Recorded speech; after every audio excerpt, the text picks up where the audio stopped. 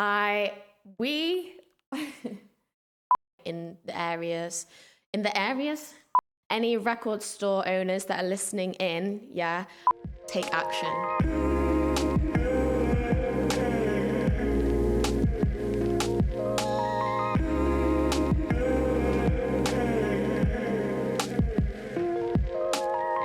This is After the Applause. Hiya guys, welcome back to After the Applause. This is episode 48 and I am Saoirse Marie. We took a little break over the Christmas and New Year period just to rest and recuperate, even though we only have 3 episodes left of this season, which is crazy. I can't believe this is episode 48 already. And it's been an incredible year for sure. Today, though, I wanted to focus on something that I've been reflecting on over this past year that I feel is kind of not a losing art, but it's just something that I feel like needs to be improved in 2026. And for me, it's marketing events. I feel like there's been so many events that have gone on this year, even at like big, well-known grassroots music venues, that haven't been marketed well enough. So there hasn't been the right amount of people there. There's been so many times where I've been to an event and I've spoken to someone about it and they're like, oh my gosh, no way, I didn't realize they were playing in Manchester. And so it's kind of like, well, how did these people, how do these audiences that like this music not know about these events? And yeah, I think it's due to the marketing or the lack of marketing. And the internet and social media has such a big part to play in getting events promoted these days. I just wanted to kind of like have a look at traditional ways before internet and before social media, how events used to get promoted, and see if there's any way we can maybe incorporate those old traditional ways back into 2026. So before the internet, before social media, a lot of traditional media was used to promote events going on in the UK. Newspapers and magazines would promote any events going on of like big artists coming to Manchester or coming to London. You've got the radio, local radio stations would promote events and any celebrities coming to Manchester to perform. And then you've also got television and billboards, so big billboards promoting any concerts coming up, and TV ads promoting any events in the local area. I think we could still use radio and billboards. I mean, depending, if you're like an independent artist, you may not be able to afford billboards, but you could definitely reach out to radio stations, especially community radio stations, if you've got any events coming up that they can promote on their radio, because, you know, especially with community radio stations, it's all about supporting and giving back, and, you know, yeah, it's all about community. That's the purpose of community radio stations. So reach out to them if you've got an event coming up and let them promote it on air, because there might be someone listening. You never know who's listening that might actually be interested in coming to your event that you're performing at. So yeah, I think we need to tap into radio more for that sort of stuff, and definitely, if you have a bit of money, getting some billboards out in Manchester when you've got an event coming up. A lot of other kind of traditional stuff before internet and social media was posters and grassroots marketing. So obviously you'd have posters stuck up all around the place, so that's a visual thing, people can see that around, and I think we don't use that enough. We should still keep doing that. There's only certain people that do that now. And festivals, I only ever really see festivals advertised when I'm going around town. I want to see more events happening in the local area. So I know printing and environment and everything, but that is definitely like a lost art in a way, lost marketing strategy for sure. You also have zines, so any local magazines, local music magazines, local art magazines would promote events.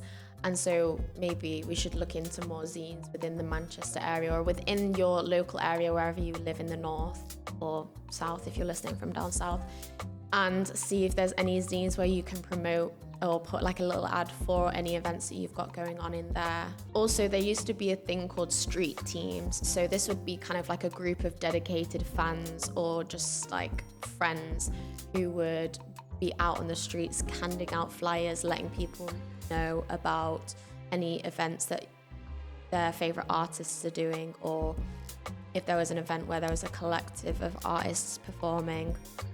These street teams back in the day would also give out CDs and any kind of like records or tapes that of new music that these artists had put out as well. So I guess you could do that now, but I guess you could do more word of mouth rather than having people standing on the streets, because that's like the worst job ever, handing stuff out and people just walk past you and ignore you. But word of mouth and stuff like that, letting people know about stuff you've got going on. Also, in-person sales and venues. A lot of venues would obviously have posters up in there if they've got artists performing there, and record stores. Maybe that's what we need more of, more record stores putting up posters of local artists that are performing in the area and kind of frequently changing them. Or maybe if there were record stores that had like a bit of a notice board letting you know of artists performing in the area and where they were performing, that's probably a good idea. Any record store owners that are listening in, I think you should get some notice boards in your stores and let people know of local artists that are performing in the area as of when.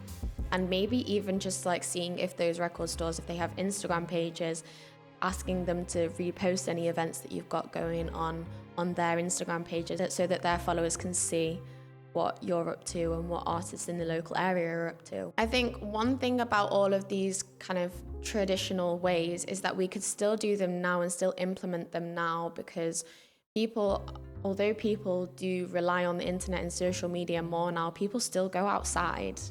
Like, people are still experiencing the physical world. So having posters outside, having flyers, putting flyers up in record stores, connecting with people on a human level like that, so that then they are interested in your event or interested in you as an artist. Creating those genuine connections to have people coming to your events, as well as promoting it on social media, would definitely help, I think, with marketing events in 2026. I want to see more physical marketing in 2026, I think. Also, independent artists, grassroots music venues, record stores, vinyl stores, these are all grassroots and these are all independents. Why are we not all working together to support each other and, bring revenue to each other? And we can do this by working together to support each other, letting the community know about any local artists that have got events on in the area. And if there's any artists that are performing at those venues should be promoting the event as well, not just the artists themselves, because that's how you get seen. That exposure, it's all about exposure. People need to see it. If people aren't seeing it, then they're not taking it in. So it's just, I think it's more, we need to see more physical forms of marketing for events within the local area, but we also need everyone working together to market these events as well. I think that's what's also lost within marketing these events properly and correctly. So those are just a couple of tips from me. Whether you take them on board or not is your choice, if you're an artist or an event organizer. But yeah, this is what I am hoping to see in 2026. And I think it would just be such a big benefit to everyone, because you obviously want more people at your events and more people in the venues. So take action. I am so excited for 2026 and what we've got planned with After the Applause. There's some big things in the pipeline. This is episode 48. We are going to stop season 1 at episode 50. So on Instagram, we're going to be putting up a little question poll for you guys to reach out and let us know what questions you want answered in the final episode of season 1.